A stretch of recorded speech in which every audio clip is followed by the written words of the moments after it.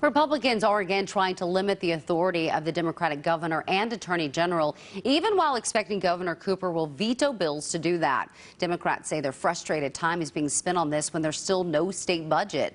Our Capitol reporter Michael Hyland is live in Raleigh. Michael, are they any closer to working that out? I asked about that today, and the Republicans said yes, but it still could be several weeks. And this is all happening as we wait to hear about how much this is going to affect what you pay in taxes and what state employees ultimately get paid.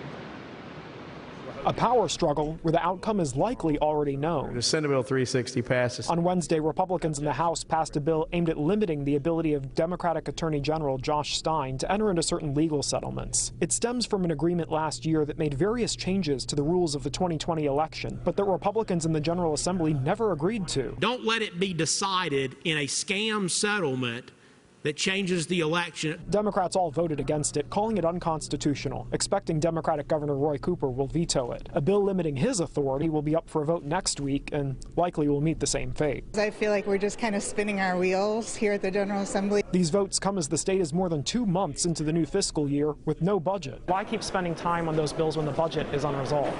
Well, I think it's important that we make our position known. I think it's important that the issue be talked about. Republican House Speaker Tim Moore said leaders in his party are making progress on the budget, agreeing on a tax plan and funding for capital projects. They still don't agree on some things like what to pay state workers. They never got an agreement with Governor Cooper 2 years ago. This time, Moore says Republicans are going to try to resolve their differences and go to Cooper privately to see if he'd sign off on their plan before saying publicly what it is. That could happen next week. A lot of items that were in dispute, I can tell you, have now narrowed down to less and less, and I can tell you that every day we get closer. If Cooper agrees, this could be resolved in October, but it's unclear if that'll happen. And a lot of progress is being made. I'm very optimistic.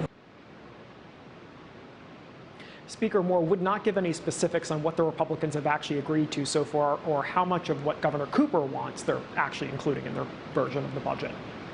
Live in Raleigh, Michael Hyland, CBS 17 News. All right, Michael, thank you. All right, after being dropped by Congress last week, the Camp Lejeune Justice Act has now been resubmitted as an amendment to next year's budget. Supporters of the bill say its key is to ensure service members and